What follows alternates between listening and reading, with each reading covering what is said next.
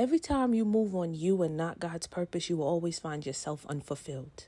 And you will always try to fulfill a spot that only God can fulfill. You will leave this earth empty because you're focused on what you want and desire when God had so much more for you.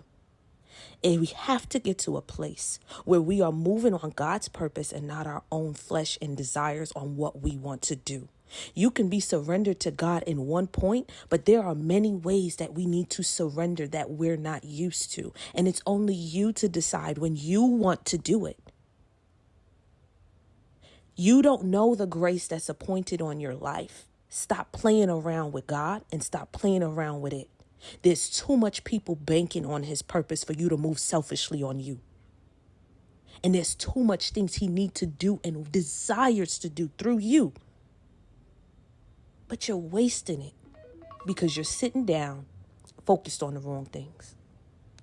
We got to get to a point where God's purpose for our lives, understanding first, our lives are not our own to live.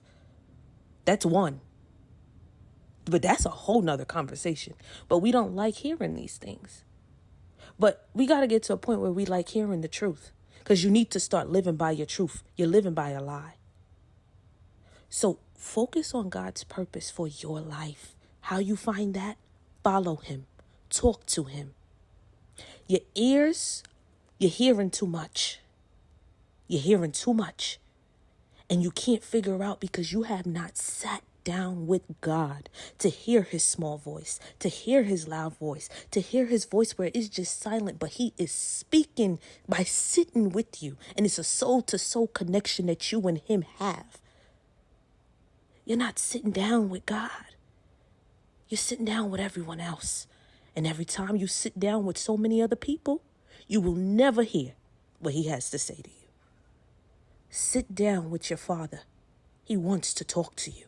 Matter of fact, he needs to talk to you because it's bigger than you.